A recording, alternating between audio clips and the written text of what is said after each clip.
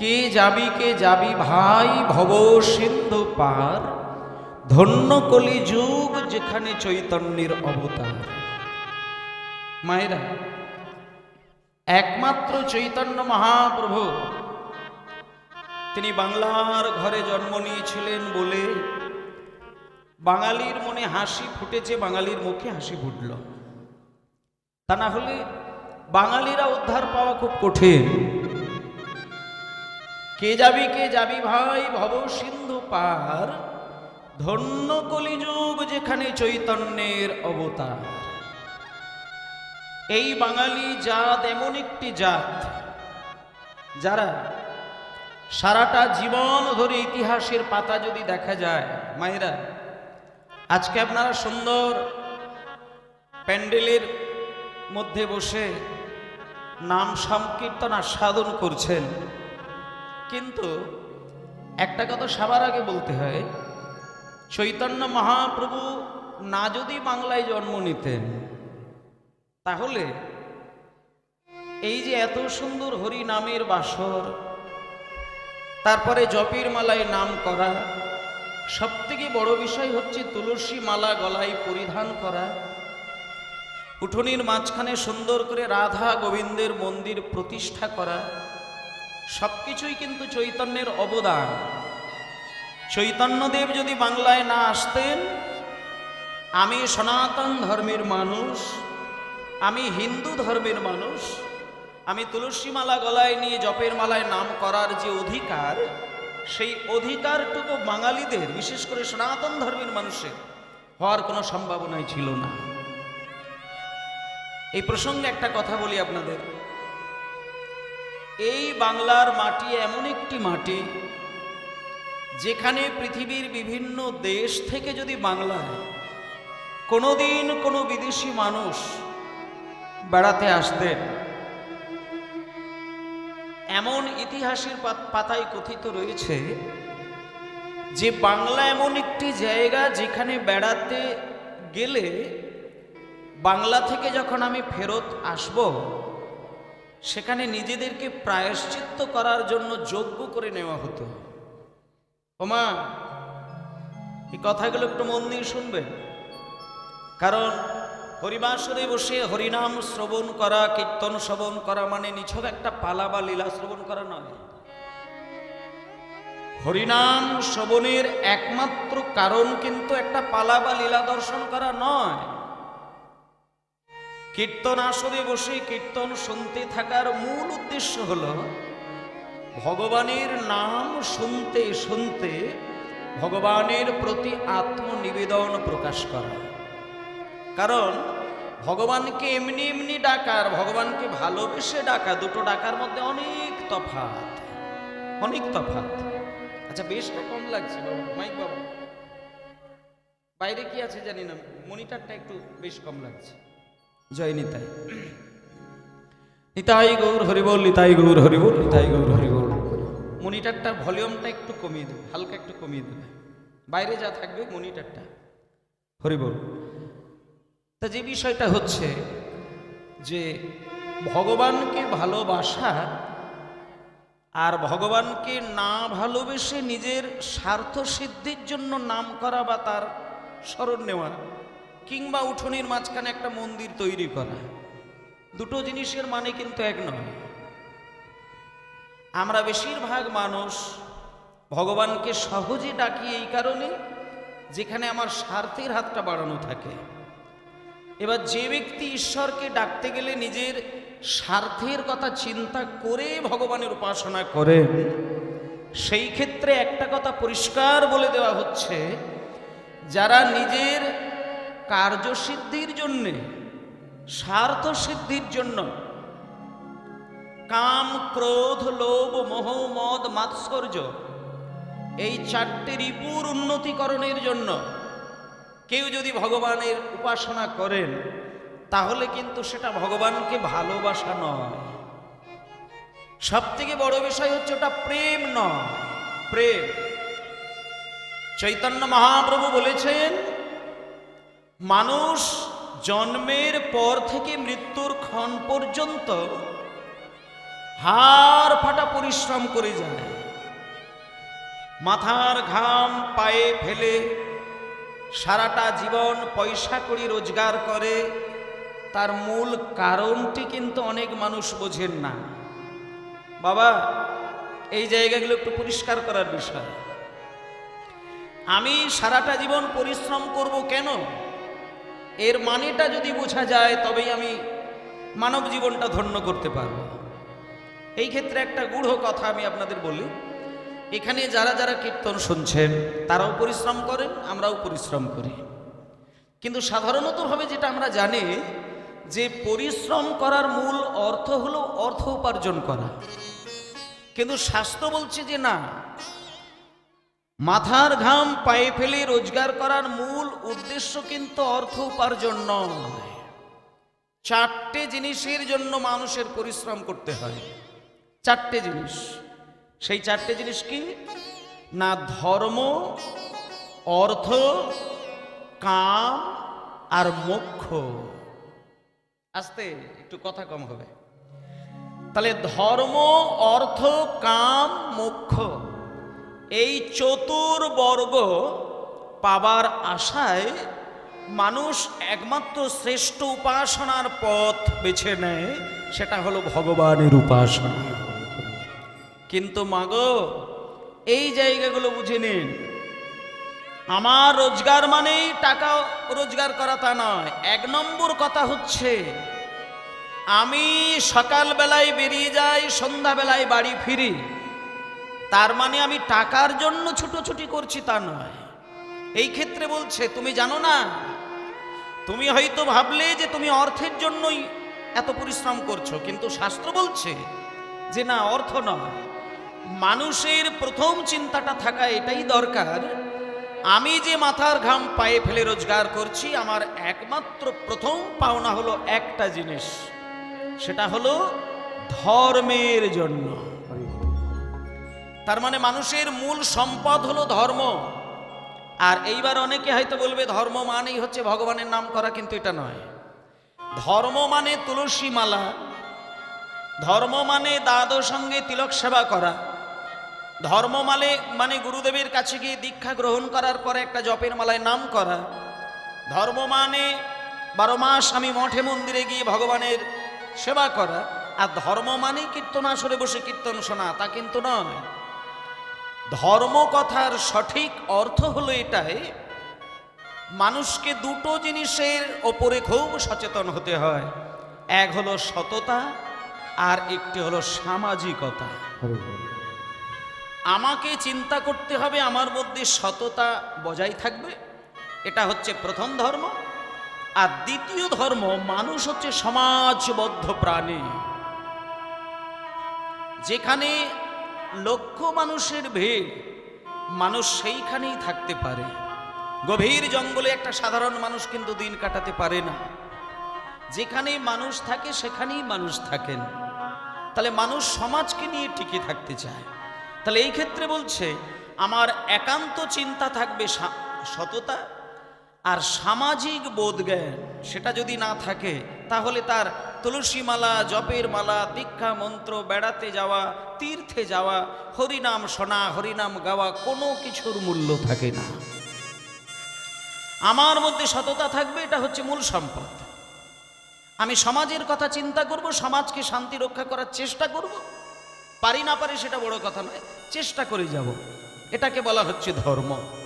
তাহলে মানুষ যদি রোজগার করে, অর্থ উপার্জন করে বা পরিশ্রম করে, তার একমাত্র চিন্তা থাকবে যে আমার সততা এবং সামাজিকতা দুটো জিনিসকে স্বচ্ছভাবে নিজের মধ্যে তৈরি করা বা মেনে চলা, এটা হচ্ছে অর্থ উপার্জনের মূল লক্ষ্য। তাহলে এক নম্বর হচ্ছে ধর্ম, তারপরে দ্বিতীয় কথা হচ্ছে অর্থ।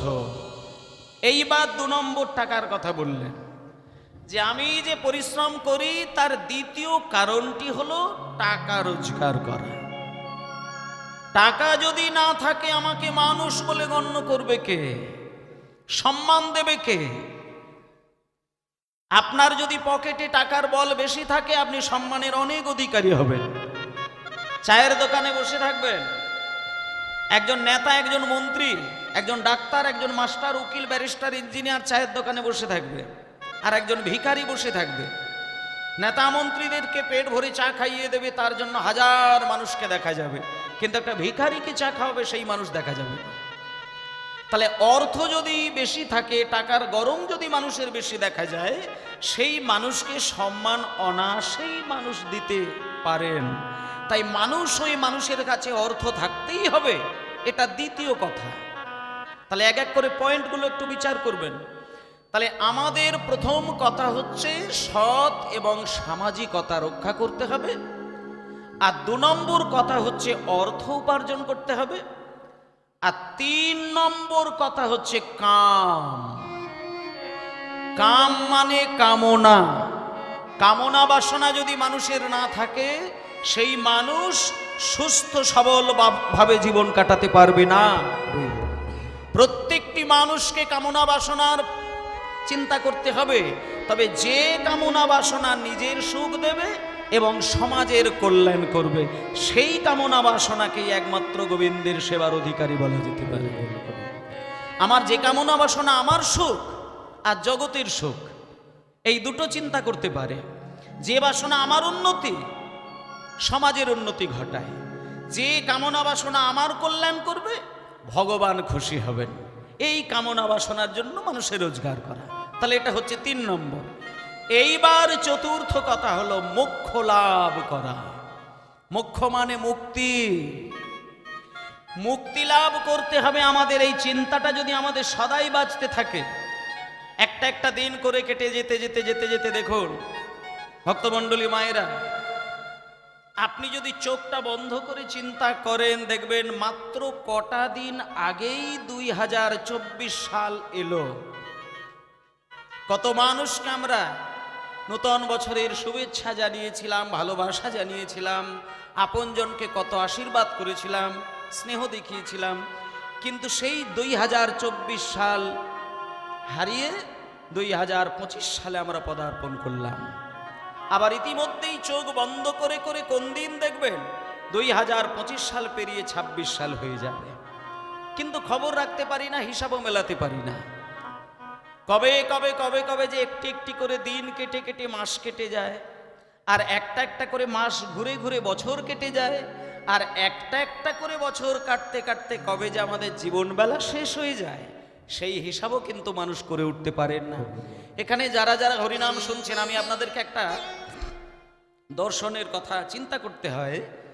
মনে করুন আপনি যদি একটু ধীর স্থিরভাবে চিন্তা করেন, দেখবেন আপনি যেই সালে জন্ম নিয়েছিলেন আর এই মুহূর্তে যেই সালে দাঁড়িয়ে রয়েছেন, একটু পিছন দিকে তাকিয়ে দেখেন, আপনি যতগুলো বছর পার করে এই জায়গায় এলেন, আপনি যদি 80 বছর বেঁচে থাকেন, এখন বর্তমানে মানুষের আয়ু ম্যাক্সিমাম যদি 100 ধরা হয়, 100-র বেশি যাবেই না, তাহলে 100 যদি ধরা হয়, তাহলে এখানে যারা 50 বছর, 40 বছর, 60 বছর, 70 বছর হয়ে গেছেন, তাহলে আপনারা চিন্তা করে দেখুন তো বাবা, যদি 60 বছর বয়স আপনি পেয়ে থাকেন, তাহলে এক একটি করে যে এতগুলো বছর আপনি পার করে ফেললেন, আর সামনের দিকে তাকিয়ে দেখলে বুঝতেই পারবেন আর কটা দিন আপনার হাতে রয়েছে, আপনি হিসাব খুঁজে পাবেন না।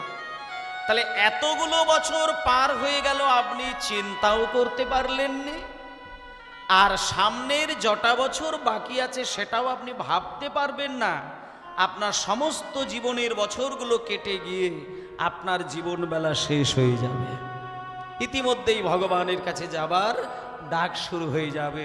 তাই ভক্তমণ্ডলী মায়েরা, এক একটি করে বছর ঘুরবে, কিন্তু নিজেদের দায়িত্ব নিজেদেরকে সামলে যেতে হবে।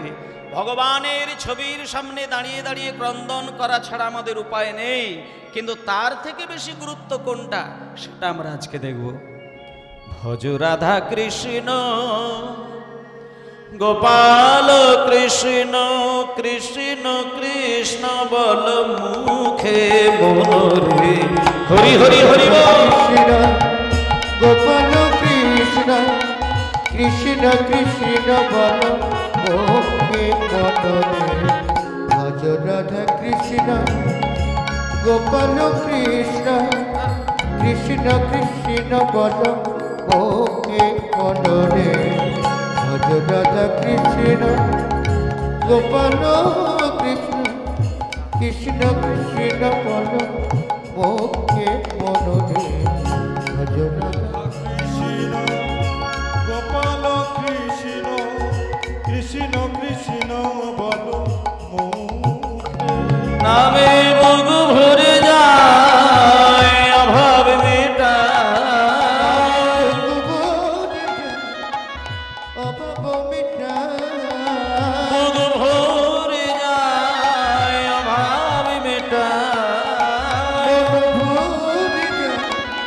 অভাব মেটায় স্বভাব জাগায় মহাসুখে ভজ রাধা কৃষ্ণ গোপাল কৃষ্ণ কৃষ্ণ কৃষ্ণ বল মুখে মনরে ভজ রাধা কৃষ্ণ গোপাল কৃষ্ণ কৃষ্ণ কৃষ্ণ বল মুখে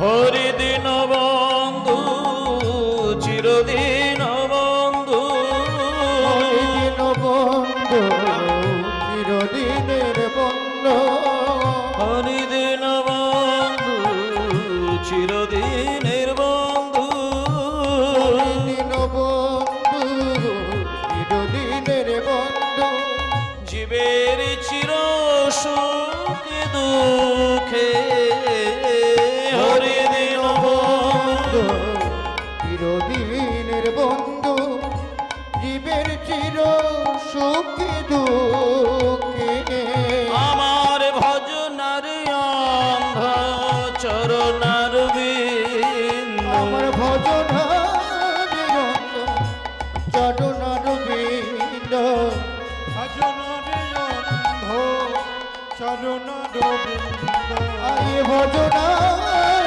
রঙ্গ চরণার বৃন্দ দুস্তর মায়ার বিষাপে ভজ রাধা কৃষ্ণ গোদায় গৌর ব্রহ্মানন্দ হরি ওম হরি বল ওকে মনরে ভজ রাধা কৃষ্ণ গোপাল কৃষ্ণ কৃষ্ণ কৃষ্ণ বল ওকে মনরে ভজ রাধা কৃষ্ণ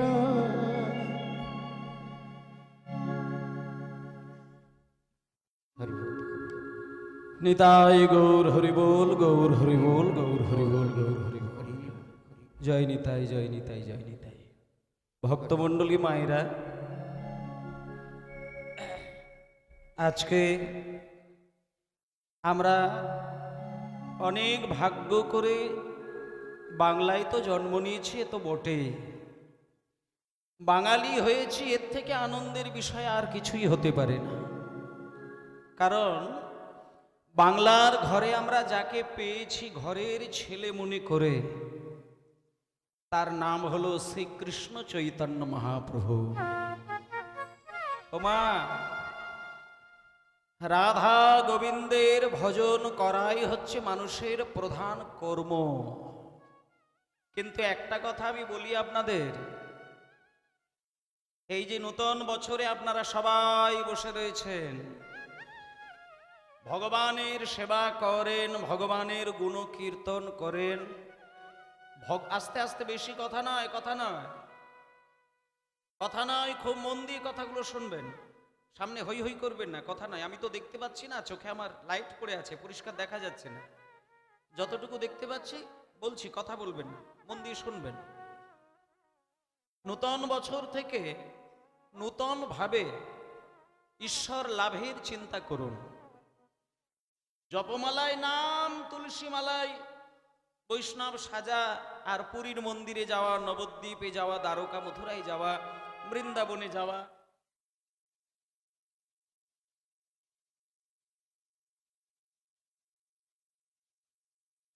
যদি পয়সা না থাকে তার তো বৃন্দাবন যাওয়া হবে না এই জন্মে তাহলে কি সে রাধা গোবিন্দের কৃপা পাবেননি এই জায়গাগুলো একটু বোঝার বিষয় পকেটে পয়সা থাকলে মোটা মোটা ভাগবত কিনে কাঁচের আলমারি সাজিয়ে রাখতে পারেন অতি সহজে,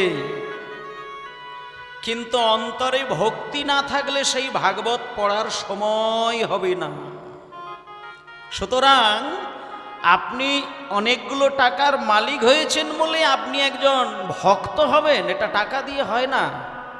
সেই জন্য কতগুলো নিয়ম শুনে যান। এতগুলো বৎসর, এতগুলো দিন যেভাবে আমি আমার জীবনকে চালিয়েছি, আজকে থেকে নিজের জীবনটাকে কিভাবে চালাবো সেই সুন্দর পথ একটু বেছে নিতে হবে। মায়েরা, ব্রহ্মের সন্ধান করতে পারেন, ব্রহ্মকে চিনতে পারার চেষ্টা যিনি করেন, ব্রহ্মকে যিনি নিজের সঙ্গে মিলিয়ে মিশিয়ে রাখার চিন্তা করেন, আর ব্রহ্ম তত্ত্বকে যিনি উপলব্ধি করার কথা চিন্তা করেন, একমাত্র তাকেই বলা যেতে পারে যে ব্রহ্মচর্য পালন করার অধিকারী হয়েছে। আর এই ব্রহ্ম কথার অর্থ কি শোনেন, অনেকে অনেকভাবে ব্রহ্মচর্যের মানেটাকে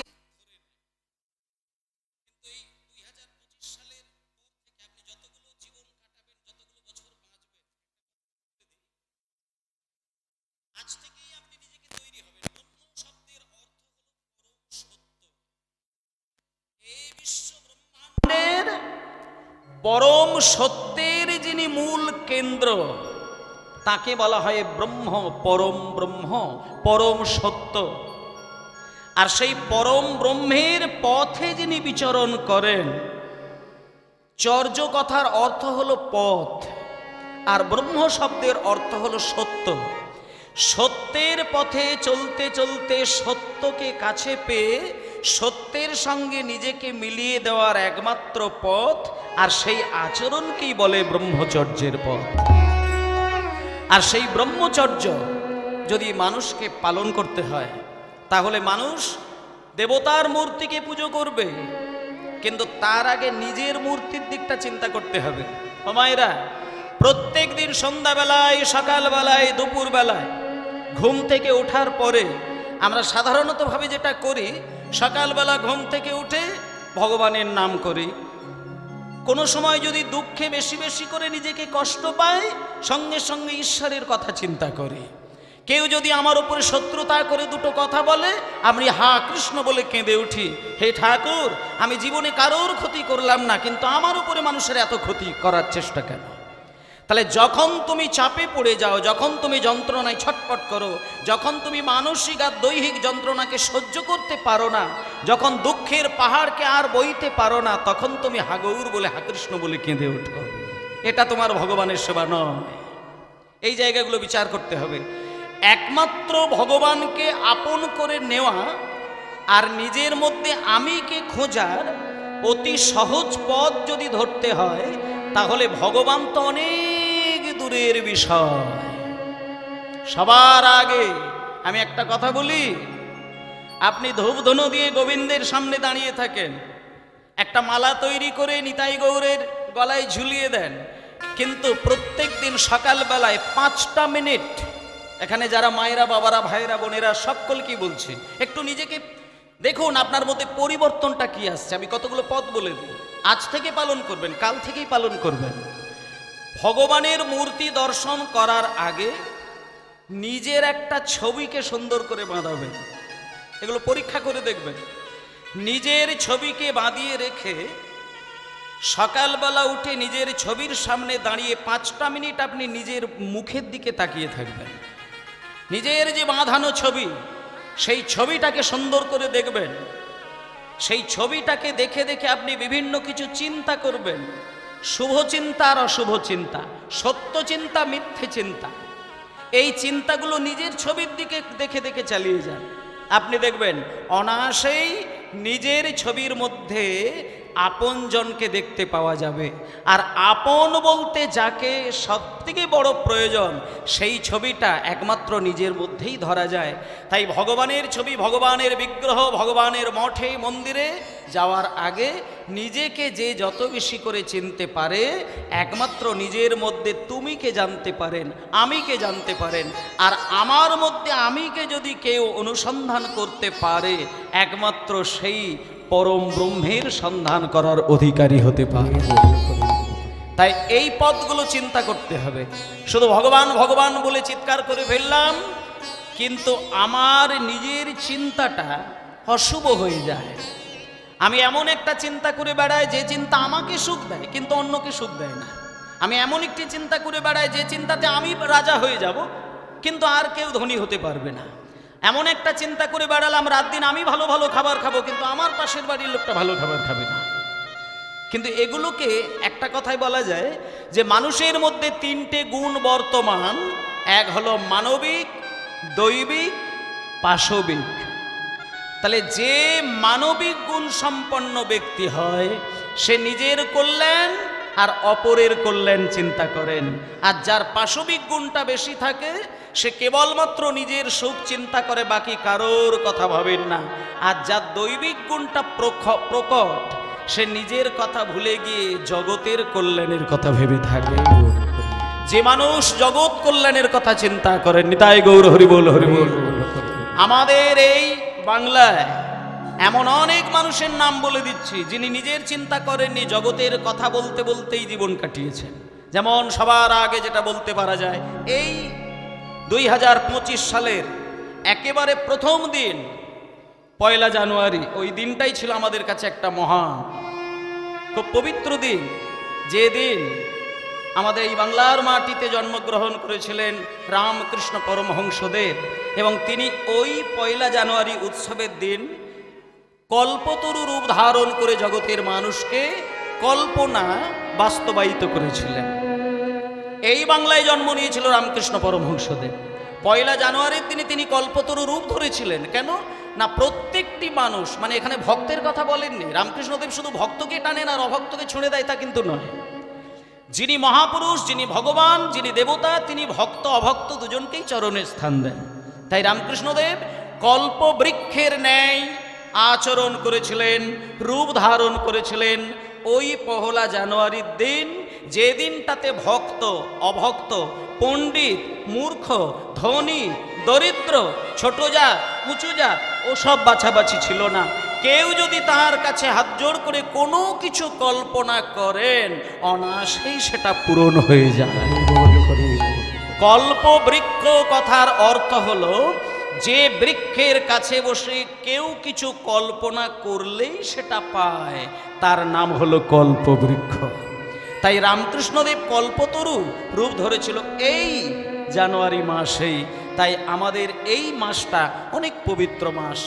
আর যে রামকৃষ্ণ পরমহংসদেবের কথা বললাম, তিনি কিন্তু কীর্তন গানের একনিষ্ঠ শ্রোতা ছিলেন। আর আমরাও সেই কীর্তন গান মন দিয়ে শুনছি। এবং সবথেকে বড় বিষয়, রামকৃষ্ণ পরমহংসদেব চৈতন্যদেবের পরম ভক্ত ছিলেন। এই যে আজকে আপনারা হরিনাম শুনছেন, রামকৃষ্ণ পরমহংসদেব হরিনামের পাগল ছিলেন, পাগল। কেউ যদি বাড়িতে রামকৃষ্ণ কথামৃত থাকে পড়ে পড়ে দেখবেন, আপনি খুঁজে পাবেন রামকৃষ্ণদেব কীর্তন গানের একনিষ্ঠ শ্রোতা ছিলেন। এবং রামকৃষ্ণদেবের কীর্তনিয়া মাইনে করা ছিল, পোষা ছিল। একজনের নাম নরোত্তম, একজনের নাম বৈষ্ণবচরণ, এনারা রামকৃষ্ণদেবের কীর্তনিয়া ছিলেন। তাই রাত দিন ভজ গৌরাঙ্গ লহ গৌরাঙ্গ, এই গানটা আমরা একটু মন দিয়ে শুনবো এবং গাইব। এই গানটা গাইলেই আপনি সব দেবদেবতার কৃপা পাবেন। আপনি যদি কালী ঠাকুরের ভক্ত হন তাহলে কালীকেও খুশি করা হবে। যদি আপনি শিব ঠাকুরকে ভালোবাসেন, পরম বৈষ্ণব শিব ঠাকুরেরও সেবা হয়ে যাবে। আর রাধা গোবিন্দ তো রয়েছে চৈতন্যদেবের দেহের ভেতরে। তাই রাধা গোবিন্দকে একসঙ্গে পাবার সহজ পথ হলো আমার গৌরাঙ্গের নাম করে যাওয়া। তাই সবাই মিলে ভজ গৌরাঙ্গ লহ